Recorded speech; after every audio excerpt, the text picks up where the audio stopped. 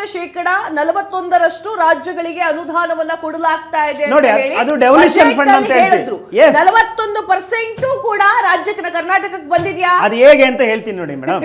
ಇಲ್ಲಿ devolution fund ಅಂತ ಹೇಳ್ಬಿಟ್ಟು 15 ಫೈನಾನ್ಸ್ 16 ಫೈನಾನ್ಸ್ ಅಂತ ಒಂದು ಫೈನಾನ್ಸ್ ಕಮಿಟಿ ಇದೆ. ಇಲ್ಲಿ ಹಂಚಿಕೆ ಆಗುತ್ತೆ. ನನಗೆ ನಾಲೆಜ್ ಇಲ್ಲ ಅನ್ಕೋಬಿಡಿ, ನಾನು ಕಾಮನ್ ಮ್ಯಾನ್. ನಾನು ಕೇಳ್ತಾ ಇರೋದು ಬಜೆಟ್ ನಲ್ಲಿ 41% ರಾಜ್ಯಗಳಿಗೆ ಅನುದಾನವನ್ನು ಕೊಟ್ಟಿದ್ದೇವೆ ಅಂತ ಹೇಳಿ ನಿರ್ಮಲಾ ಸೀತಾರಾಮನ್ ಅವರು ಹೇಳಿದ್ದಾರೆ. ನನಗೆ ಅರ್ಥ ಆಗೋ ತರ ಹೇಳಬಿಡಿ. ಈಗ 100 ರೂಪಾಯಿ ಕಲೆಕ್ಟ್ ಆಗುತ್ತೆ ಮೇಡಮ್, 50 ರೂಪಾಯಿ ನೇರವಾಗಿ ರಾಜ್ಯದ ಖಜಾನೆಗೆ ಬರುತ್ತೆ ಮೇಡಮ್. ಉಳಿದಂತ 50 ರೂಪಾಯಿನಲ್ಲಿ ಏನ್ ಕೇಂದ್ರಕ್ಕೆ ಹೋಗುತ್ತೆ, ಆ ಕೇಂದ್ರದಲ್ಲಿ ಸುಮಾರು 40% ವಾಪಸ್ಸು ನಮ್ಗೆ ಕ್ಯಾಶ್ ಕ್ರೆಡಿಟ್ ಆಗುವಂಥದ್ದು. ಇನ್ನು ಮಿಕ್ಕಿದ್ದಿರ್ತಕ್ಕಂಥದ್ದು ಒಂದು ರೋಡ್ ಅಭಿವೃದ್ಧಿಗಿರ್ಬೋದು, ಮತ್ತೆ ಜಲಾಯನ ಅಭಿವೃದ್ಧಿಗಿರ್ಬೋದು, ಅದೇ ರೀತಿ ಮತ್ತೆ ಆರ್ಮಿ ಮತ್ತೆ ಸೆಕ್ಯೂರಿಟಿ ಇದರಲ್ಲಿ ಇರ್ಬೋದು, ಮತ್ತೆ ನಮ್ಮ ಪಂಚಾಯತಿ ಮ್ಯಾಚಿಂಗ್ ಗ್ರಾಂಟ್ಸ್ ಅಂತ ಇರ್ಬೋದು. ಈ ರೀತಿಯ ಅನುದಾನಗಳ ಮೂಲಕ ಇಡೀ ಸಮಗ್ರ ಅಭಿವೃದ್ಧಿಗೆ ಮತ್ತು ನಗರ ಯೋಜನೆ ಮೂಲಕ ನಗರ ಅಭಿವೃದ್ಧಿಗಳಿಗೆ ಈಗ ಬೆಂಗಳೂರಿಗೆ ಮೇಡಮ್ ಸುಮಾರು ಕಳೆದ ಒಂದು ಎಲೆಕ್ಟೆಡ್ ಬಾಡಿ ಇಲ್ಲದ್ರಿಂದ ಸುಮಾರು 3,000 ಕೋಟಿ ವಾಪಸ್ ಹೋಗಿದೆ. ಸೊ ಈ ರೀತಿಯ ಪಂಚಾಯತಿ ಮೂಲಕ ಇರ್ಬೋದು, ಅಭಿವೃದ್ಧಿ, ಗ್ರಾಮ ಸಡಕ್ ಯೋಜನೆ, ವಸತಿ ಯೋಜನೆ, ಇದಿಷ್ಟೂ ಕೂಡ ಬರ್ತಕ್ಕಂಥ ಯೋಜನೆ ಮೂಲಕನೇ ಹಣವನ್ನು ಕೂಡ ನೇರವಾಗಿ ರಾಜ್ಯ ಸರ್ಕಾರಕ್ಕೆ ಬರುವಂತದ್ದು. ಆದ್ರೆ ಕಾಂಗ್ರೆಸ್ನವರು ಇವತ್ತು ಹೇಳುವಂತದ್ದು ಏನು ಅಂದ್ರೆ ಸುಳ್ಳು ಆರೋಪಗಳು ಮಾಡಿದ್ರೆ ಜನ ಓಟ್ ಹಾಕ್ತಾರೆ. ಇವತ್ತು ಜನರಿಗೆ ಗೊತ್ತಿದೆ, ಸ್ಪಷ್ಟತೆ ಇದೆ. ಯಾಕೆಂದ್ರೆ ದೇಶದಲ್ಲಿ ಯಾರು ಆಡಳಿತ ಮಾಡ್ತಾ ಇದ್ದಾರೆ, ಯಾವ ರೀತಿಯ ಅನುದಾನ ಬರ್ತಾ ಇದೆ, ಕೃಷಿಕರಿಗೆ ಯಾವ್ದು ಅನುದಾನ ಬರ್ತಾ ಇದೆ ಮೇಡಮ್. ಕೃಷಿ ಸನ್ಮಾನ ಯೋಜನೆ ಅಂತ ಹೇಳ್ಬಿಟ್ಟು ಕರ್ನಾಟಕ ರಾಜ್ಯದಿಂದ 4,000 ರೂಪಾಯಿ ಕೊಡ್ತಾ ಇದ್ರು ಮೇಡಮ್. ಈ ಸಿದ್ದರಾಮಯ್ಯ ಸರ್ಕಾರ ಬಂದ್ಮೇಲೆ ಯಾಕೆ ಸ್ಟಾಪ್ ಮಾಡಿದ್ರು ಹಾಗಾದ್ರೆ? ಕೇಂದ್ರದಿಂದ 6,000 ರೂಪಾಯಿ ಕಂಟಿನ್ಯೂಸ್ ಆಗಿ ಬರ್ತಾ ಇದೆಯಲ್ಲ. ರೈತರಿಗೆ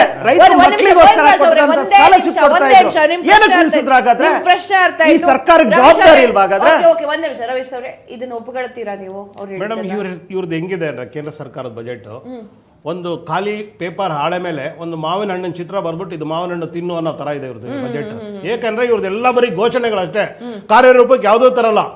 ಈಗ ಉದಾಹರಣೆ ಇಲ್ಲ, ಕಳೆದ ಬಜೆಟ್ ಅಲ್ಲಿ ನಮ್ದು ಬೆಂಗಳೂರು ಫೆರಿಫೆರಲ್ ರಿಂಗ್ ರಸ್ತೆಗೆ 3,000 ಕೋಟಿ ಅನುದಾನ ಕೊಡ್ತೀವಿ ಅಂತ ಅದೇ ನಿರ್ಮಲಾ ಸೀತಾರಾಮನ್ ಅವರು ಹೇಳಿದ್ರು. ಅವ್ರ ಯೋಗ್ಯತೆ ಇನ್ನೂ ಕೊಡಕ್ಕಾಗಿಲ್ಲ. ಅವ್ರು ಏನ್ ಹೇಳ್ತಾರೆ, ಬರೀ ಈ ತರ ಇಲ್ಲ ಸಲ್ಲದ ವಿಶ್ಲೇಷಣೆಗಳನ್ನ ಕೊಟ್ಕೊಂಡು ಜನರ ದಾರಿ ದಿಕ್ಕು ತಪ್ಪಿಸ್ಬಿಟ್ಟು ಯಾವ್ಯಾವ ಇಲ್ಲಿ ಇವ್ರ ಕೈಲಿ ಅಭಿವೃದ್ಧಿ ಮಾಡೋಕ್ಕಾಗಲ್ಲ. ಇವರನ್ನ ಏನೇನು ಬಜೆಟ್ಗಳನ್ನ ಘೋಷಣೆ ಮಾಡಿದ್ದಾರೆ ಅದನ್ನ ಬಜೆಟ್ ಘೋಷಣೆ ಕೊಡಕ್ಕಾಗದೇ ಇರುವಾಗ ಏನ್ ಮಾಡ್ತಾರೆ, ಧರ್ಮದಂಗಲ್ ಮಾಡಿಸ್ತಾರೆ, ಡೈವರ್ಟ್ ಪಾಲಿಸಿ ಮಾಡ್ತಾರೆ. ನಾನು ಹೇಳಿದೆ ಯಾರು ರಾಜಕಾರಣ ಮಾಡ್ತಾ ಇಲ್ಲ, ಇವರು ಅದನ್ನ ಜಾಸ್ತಿ ಮಾಡ್ಕೊಂಡಿದ್ದಾರೆ. ನಾನು ಜಸ್ಟ್ ಒಂದು ವರ್ಡ್ ಹೇಳಿದ ಅಷ್ಟೇ, ಜಾತಿ ಇಟ್ಕೊಂಡೇ ಮಾಡ್ತಾ ಇರೋದು, ಜಾತಿ ಯಾರು ಮಾಡ್ತಾ ಇಲ್ಲ. ಗೋಯಿಂಗ್ ಟು ಡೆಪ್ತ್ ಅದ್ರ ಒಳಗೆ ಒಂದು ವರ್ಡ್ ಅಷ್ಟೇ ಹೇಳಿದ್ದು. ಆದ್ರೆ ಅಭಿವೃದ್ಧಿ ವಿಷಯ ಅಂತ ಬಂದ್ರೆ, ಬಜೆಟ್ ಅಂತ ಬಂದ್ರೆ, ಇದು ಪ್ಯೂರ್ಲಿ 100% ಪ್ಯೂರ್ಲಿ ಎಲೆಕ್ಷನ್ ದೃಷ್ಟಿಕೋನದಲ್ಲೇ ಮಾಡಿರೋ ಬಜೆಟ್. ನಿಮ್ ಪ್ರಶ್ನೆ ಅರ್ಥ ಆಯ್ತು. ಅವ್ರು ಏನ್ ಹೇಳ್ತಿದ್ದಾರೆ ಅಂತಂದ್ರೆ ಈಶಾನ್ಯ ಭಾರತಕ್ಕೆ ಜಾಸ್ತಿ ಕೊಡುಗೆಯನ್ನು ಕೊಡ್ತಾ ಇದ್ದಾರೆ. ಇದು ಎಲೆಕ್ಷನ್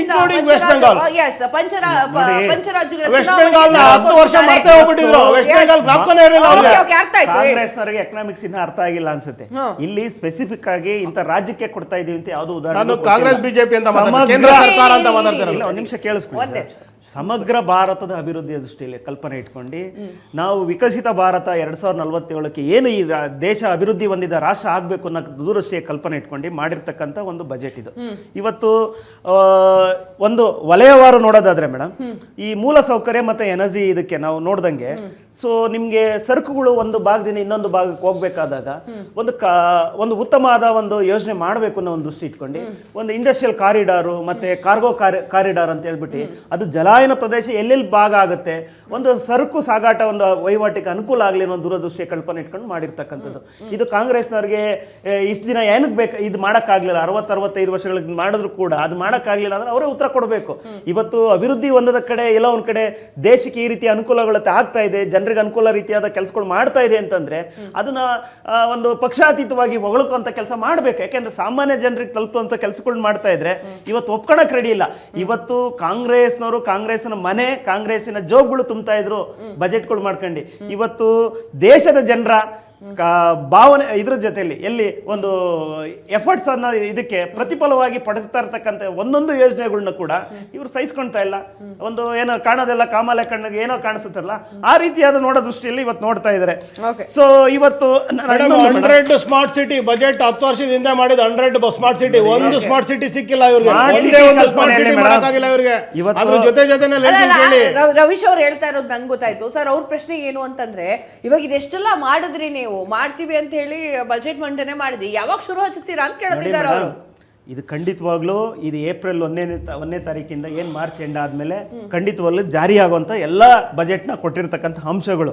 ಈಗ ಏನ್ ಘೋಷಣೆ ಮಾಡಿದ್ರಲ್ಲಿ ಇಂಥದ್ದು ಮಾಡ್ಲಿಲ್ಲ ಅಂತ ಹೇಳ್ಬಿಟ್ಟು ಇರ್ತಕ್ಕಂಥ ನಮ್ಮ ಆದ್ಮಿ ರವೀಶ್ ದಾಸಪ್ಪ ಅವರು ಪ್ರಶ್ನೆ ಮಾಡ್ಲಿ, ನಾವು ಇಂಥ ಕೆಲಸ ಆಗ್ಲಿಲ್ಲಪ್ಪ ಈ ರಾಜ್ಯದಲ್ಲಿ ಘೋಷಣೆ ಮಾಡಿದ್ರೆ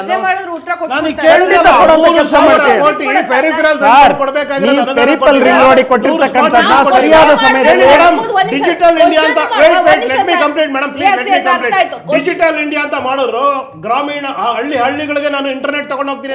ಇವತ್ತು ನಮ್ಮ ಬೆಂಗಳೂರು ಕರ್ನಾಟಕ ಮುಂದುವರಿದ ರಾಜ್ಯದಲ್ಲಿ ಇವತ್ತು ನಮ್ಗೆ ಇಂಟರ್ನೆಟ್ ಸಿಗ್ತಾ ಇಲ್ಲ. 10 ವರ್ಷದಿಂದ ಕೊಟ್ಟಂತ ಘೋಷಣೆ 60 ವರ್ಷ ಪಲಾಯನವಾದ ಮಾಡ್ತಾರೆ. ಅಲ್ಲರೇ ವಾಜಪೇಯಿ ಅವರ ಅಧಿಕಾರ ಬರತಕ್ಕ ಒಬ್ಬ ಸಾಮಾನ್ಯ ಪ್ರಜೆಗೆ ಮೊಬೈಲು ಸಿಗ್ತಿರ್ಲಿಲ್ಲ, ಇಂಟರ್ನೆಟ್ ಗೊತ್ತಿರ್ಲಿಲ್ಲ. ಇವತ್ತು ಎಲ್ಲವೂ ಕೂಡ ಮುಟ್ಟಿ ಮೇನ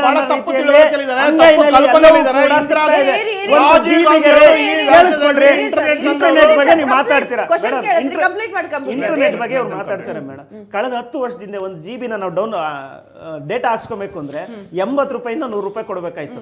ಇವತ್ತು ಫ್ರೀ ಆಗಿ ಡೇಟಾನ ಯೂಸ್ ಮಾಡುವಂತದ್ದು ಶಕ್ತಿ ಇವತ್ತು ಸಾಮಾನ್ಯ ಜನರಲ್ಲಿ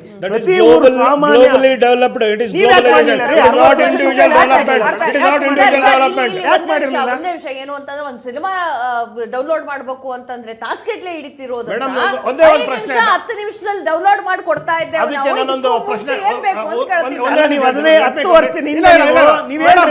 ವರ್ಷದಿಂದ ರಾಷ್ಟ್ರದ ಬಜೆಟ್ ಎಷ್ಟಿತ್ತು, ಇವತ್ತಿನ ಬಜೆಟ್ ಎಷ್ಟು? ಇವತ್ತು 10 ವರ್ಷದಿಂದ ಇದ್ದಿದ್ದು ನಮ್ದು ಹಾರ್ಡ್ಲಿ ಒಂದು 2 ಲಕ್ಷ ಕೋಟಿ ಸಾಲ ಇದೆ. 250 ಲಕ್ಷ ಕೋಟಿ ಸಾಲನ ನಮ್ಮ ದೇಶದ ಸಾಲ ತೀರಿಸ್ತೀವಿ ಅಂತ ಬಂದವರು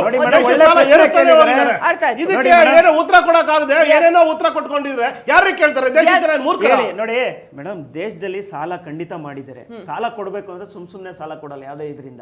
ಇವತ್ತು ದೇಶದಲ್ಲಿ ಆರ್ಥಿಕತೆ ಹೊಂದ್ತಾ ಇರ್ತಕ್ಕಂಥ ಇದ್ರಲ್ಲಿ ಇದು ಪರ್ ಕ್ಯಾಪಿಟ ಏನು ಜನರ ಮೇಲೆ ಇರ್ತಕ್ಕಂಥ ಇದ್ರ ಮೇಲೆ ಇಷ್ಟನ್ನ ತಗೊಬೋದು ಅಂತ ಇರುತ್ತೆ. ಆ ಒಂದು ಇರುತ್ತೆ ಯಾವ್ದಕ್ಕೆ ಬೆಳೀತಾ ಇರೋದು ಡೆವಲಪ್ಮೆಂಟ್ ಪ್ರೋಗ್ರಾಮ್ಗೆ, ರಸ್ತೆಗಳ ಕನೆಕ್ಟಿವಿಟಿ ಆಗ್ತಾ ಇರೋದು ಯಾವ್ದಿಂದ?